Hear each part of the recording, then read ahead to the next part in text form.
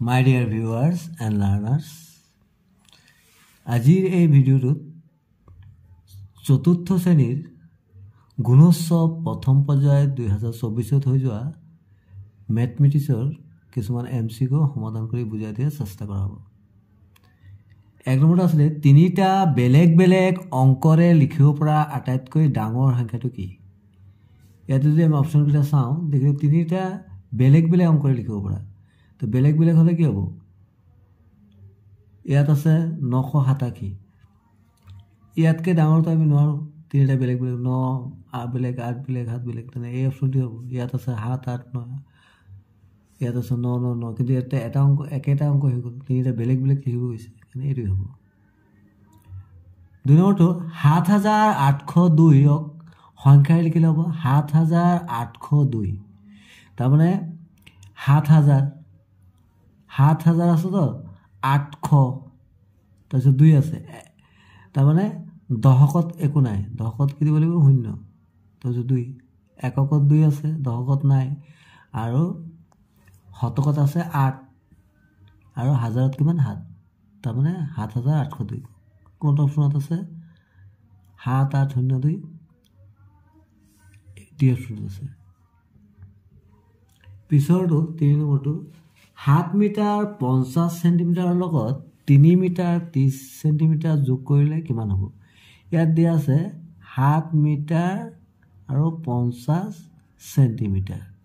ইয়াৰ লগত আমি কি যোগ কৰিব গৈছে? 3 মিটাৰ আৰু 30 চেণ্টিমিটাৰ। তেনেহ'লে যোগ কৰিলে কিমান হ'ব? আমি যদি যোগ কৰোঁ, আমি দেখিলোঁ 0 লগত 0 দেখিলোঁ 0, 5 3 8, এইটো চেণ্টিমিটাৰত থাকিল, আৰু এইটো হ'ল মিটাৰত, 7 3 10, তাৰমানে 10 মিটাৰ 80 চেণ্টিমিটাৰ। এতিয়া অপশ্যনকেইটা যদি চাওঁ দেখিলোঁ এই অপশ্যনটো আছে 10 মিটাৰ 80 চেণ্টিমিটাৰ, তাৰমানে এই অপশ্যনটো শুদ্ধ হ'ব। 4 নম্বৰটো দিছে খালী বাকচটোত কি সংখ্যা বহিব? ইয়াত আছে 20 পূৰণ খালী বাকচ আছে 400 আছে। কোনটো অপশ্যন হ'ব বাৰু? ইয়াৰ একেবাৰে তাৰমানে 20ৰ লগত কিমান পূৰণ কৰিলে 400 হয়। আমি জানো যে 20ৰ লগত 20 পূৰণ কৰিলে 400 হয়, এইটো অপশ্যন হ'ব শুদ্ধ। তাৰমানে আমি যদি 20 আছে তো 20ৰ লগত আমি যদি 20 পূৰণ কৰোঁ, একেবাৰে ইজি পূৰণ কৰি কিদৰে কৰিম? ইয়াত 0 দুটা আছে না, 0 দুটা বহাই দিলোঁ, 2 2 4, তাৰমানে 400। বা আমি 400ক 20ৰে হৰণ কৰিলে যি পাওঁ সেইটো হ'ব। ইয়াত যদি পূৰণ থাকে তেনেহ'লে এইটো হৰণ কৰিব পাৰিম। আমি এইটোও কৰিব পাৰোঁ, 400ক আমি কিহেৰে হৰণ কৰিব লাগে? 20ৰে। আমিতো কটাকটি যদি কৰোঁ, এই 0 কাটি গ'ল, তাৰপিছত 4 2ৰে হৰণ কৰি 2 2 4, 0 এটা থাকিলে, তাৰমানে কিমান পালোঁ? 20। এইটোও কৰিব পাৰোঁ।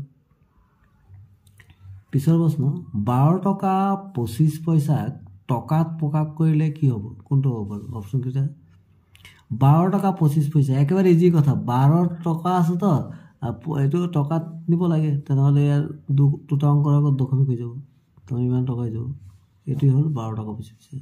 তো অপশ্যনকেইটা যদি চাওঁ তেতিয়াহ'লে ডি অপশ্যনটো আছে। পিছৰ প্ৰশ্নলৈ আগবাঢ়িলোঁ। ৰাগিনীৰ হাতত 500 টকা আছে। তেওঁৰ জন্মদিনত বিদ্যালয়ৰ পুথিভঁৰাললৈ দান দিবৰ বাবে 125 টকা দামৰ কিতাপ এখন কিনিলে। তেওঁৰ হাতত কিমান টকা ৰৈ গ'ল? আমি দেখিলোঁ ৰাগিনীৰ হাতত কিমান টকা আছিলে? 500 টকা। 500 টকা আছিলে তো। এতিয়া তেওঁ পুথিভঁৰাললৈ দান দিবৰ বাবে কিমান টকা দামৰ কিতাপ কিনিছিলে? 125 টকা। 125 টকা মানে 500 টকাৰ পৰা আমি কমাই দিব লাগিব, তাৰমানে বিয়োগ হ'ব। এতিয়া বিয়োগ কৰিলে কি মানে ইয়াত 0, এইটো ধাৰ কৰিব লাগিব। 10 পৰা 5 গ'লে 5, 9 পৰা 2 গ'লে 7, ইয়াত এতিয়া কিমান আছে? 4 4 পৰা গ'লে 3, তাৰমানে কিমান থাকি গ'ল? 375 টকা। তাৰমানে 500ৰ পৰা আমি যদি 125 বিয়োগ কৰি দিওঁ কিমান পাম? 375 টকা। তো এতিয়া আমি অপশ্যনকেইটা চাই লওঁ কোনটো অপশ্যনত আছে। এইটো বি অপশ্যনত আছে 375। তাৰপিছত তলৰ চানেকিটোত প্ৰশ্নবোধক চিহ্নৰ ঠাইত কি সংখ্যা বহিব? ইয়াত আমি যদি ভালদৰে চাওঁ কি দেখিলোঁ বাৰু? দেখিলোঁ যে এইটো যেনেকৈ এইটো 7 আছে, 7ৰ লগত 2 পূৰণ কৰিলে 7 2 14 হ'ল, 8ৰ লগত 2 পূৰণ কৰিলে 8 2 16 হ'ল, 6ৰ লগত 2 পূৰণ কৰিলে 6 2 12 হ'ল। এতিয়া ইয়াত আছে 18, ইয়াত কিমান বহিব বাৰু? 9ৰ লগত যদি আমি 2 পূৰণ কৰোঁ 9 2 18, তাৰমানে ইয়াত কি বহিব? 9। তেনেহ'লে 9 ক'ত আছে? চি অপশ্যনত আছে। পিছৰ প্ৰশ্ন, কিতাপ এখনত 125 পৃষ্ঠা আছে, তেনেকুৱা 3খন কিতাপৰ মুঠ পৃষ্ঠা কিমান? তাৰমানে 125 পৃষ্ঠা আছে এখন কিতাপৰ, তাৰমানে কি 125 কেইটা কিতাপ? 3খন। 125 যোগ 125 তিনিবাৰ যোগ কৰিব লাগিব, তেতিয়াহ'লে আমি কিমান পাম? 100, 200, 300, 25, 25, 25 গুণ 375 কিমান হ'ব? 375। এইটো আমি অতি সহজেও কৰিব পাৰোঁ। কিদৰে কৰিব পাৰোঁ? 125 পৃষ্ঠাকৈ আছে তো, কিতাপ আছে কেইখন? 3খন। তেনেহ'লে আমি 3ৰে পূৰণ কৰি দিম ডাইৰেক্ট। 3 5 গুণ 15, 5 কৰিলে 1, 3 2 গুণ 6, 6 1 7, 3 গুণ 3, 375 পৃষ্ঠা। আমি দেখিলে এই অপশ্যনটোতে আছে 375। ইয়াৰ পিছৰ প্ৰশ্ন, বৃত্ত এটাৰ একেবাৰে সোঁমাজৰ বিন্দুটোক কি বুলি কোৱা হয়? কেন্দ্ৰ না বেগ না ব্যাসাৰ্ধ না পৰিধি? আমি জানো যে এইটো ধৰি লওঁ এটা বৃত্ত কৰিলে এইটো সোঁমাজত থাকে যে, যিটো আমি কম্পাছত গ'লে ইয়াত এটা বিন্দু পৰিব নহয়, এই বিন্দুটো কি বুলি কোৱা হয়? কেন্দ্ৰ বুলি কোৱা হয়। কি বুলি কোৱা হয়? কেন্দ্ৰ বুলি কোৱা হয়। কেন্দ্ৰ ক'তো আছে? এই অপশ্যনতে আছে। আমি বাকীবোৰ জানিলোঁ। এই যে এইটো আছে, এইটোক কোৱা হয় পৰিধি, এই বেৰডালক। আৰু এই যে কেন্দ্ৰৰ মাজে মাজে এই পৰিধিৰ 2 সীমালৈকে একদম লাগি থকা, মানে ইয়াৰ পৰা একদম পুৰা মাজে মাজে এইডালৰ নাম কি বুলি কয়? বেগ বুলি কয়। আৰু কেন্দ্ৰৰ পৰা যিকোনো বাহু যদি আমি পৰিধিলৈ টানো, এইটো কি বুলি কয়? ব্যাসাৰ্ধ বুলি কয়।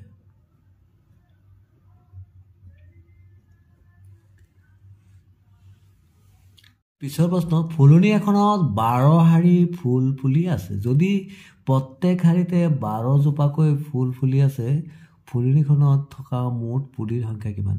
তাৰমানে শাৰী কেইটা আছে? 12টা। আৰু প্ৰত্যেক শাৰীত কেইজোপাকৈ ফুল আছে? 12 জোপা ফুল ফুলি আছে।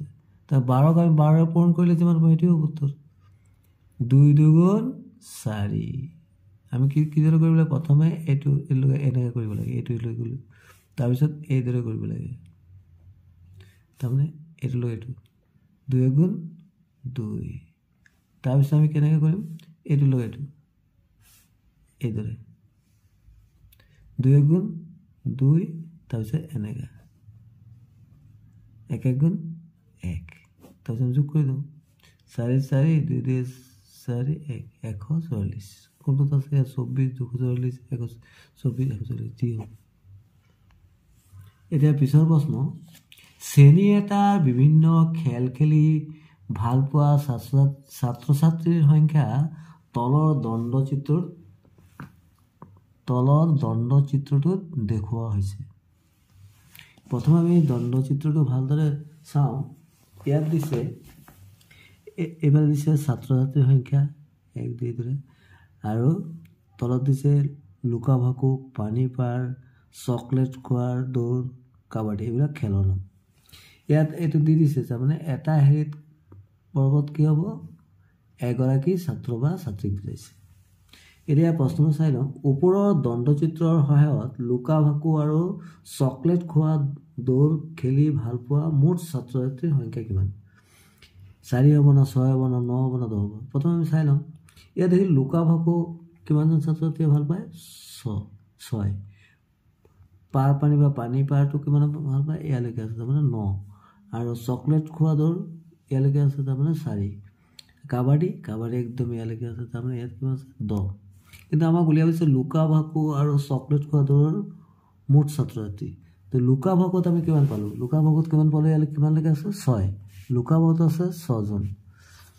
তাৰপিছত আৰু এইটো কি আছে? চকলেট খোৱা দৌৰ এইটো কিমান আছে? 1 2 3 4 আছে, 4। তাৰ আমি এইটো যোগ কৰি দিওঁ, 6 লগত 4 যোগ কৰিলে কিমান হ'ব? 10। তেনেহ'লে 10 হ'ব। তাৰ আমি দেখিলোঁ ডি অপশ্যনত 10 আছে। এইটো কিন্তু পিছৰ প্ৰশ্ন, তলৰ কোনটো চিত্ৰত ফুট ফুটকৈ টনা আঁচডালে চিত্ৰটোক সমানে দুভাগ কৰিছে? তাৰমানে সমমিতি, একদম মাজে মাজে কাটি দিছে। এতিয়া দেখো এইটোকে একদম মাজে মাজে কাটিছে, এই অপশ্যনটো হ'ব।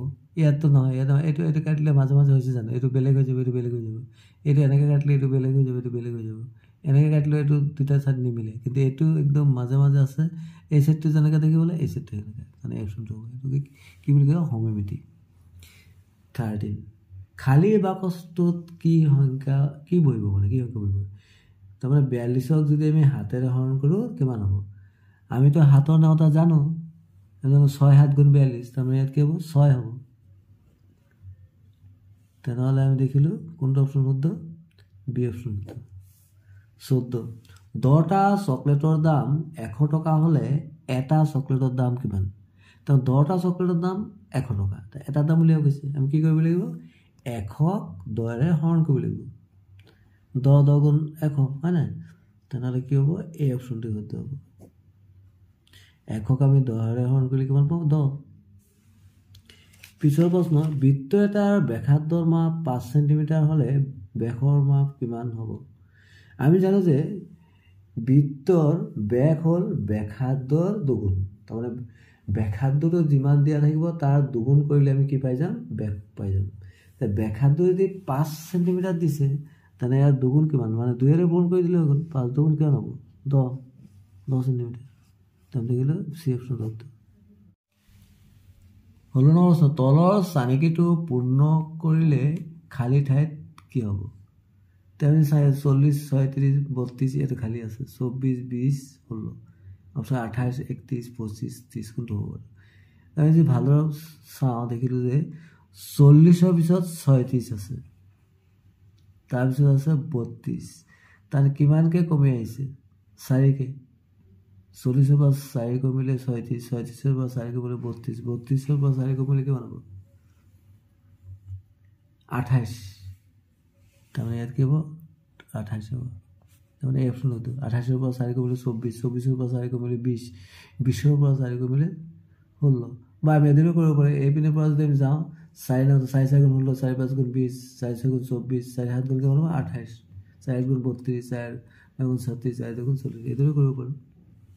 পিছৰ প্ৰশ্ন, 10 মিটাৰ 5 চেণ্টিমিটাৰত কিমান চেণ্টিমিটাৰ? কি দিছে? 10 মিটাৰ আৰু কিমান দিছে? 5 চেণ্টিমিটাৰ। আমি শ্বৰ্ট ফৰ্মত লিখিলোঁ। ইয়াক আমি কিহত নিব লাগে? চেণ্টিমিটাৰত। আমি জানো যে 100 চেণ্টিমিটাৰত 1 মিটাৰ হয়। 100 চেণ্টিমিটাৰত 1 মিটাৰ। সেইকাৰণে আমি কি কৰিম? 10ক যদি আমি 100ৰে পূৰণ কৰি দিওঁ, তেনেহ'লে কি হ'ব? চেণ্টিমিটাৰ হৈ যাব। কাৰণ 1 মিটাৰ সমান 100 চেণ্টিমিটাৰ। যোগ কিমান আছে? 5 চেণ্টিমিটাৰ। 100 লগত 10 পূৰণ কৰিলে কিমান হ'ব? 1000 হ'ব। 1000 চেণ্টিমিটাৰ যোগ 5 চেণ্টিমিটাৰ। 1000 লগত যদি আমি 5 যোগ কৰি কিমান পাম? 1005, 1005 চেণ্টিমিটাৰ। তেনে আমি দেখিলোঁ কোনটো অপশ্যন আছে? বি অপশ্যন আছে। Thanks for watching. Stay connected. Thank you so much.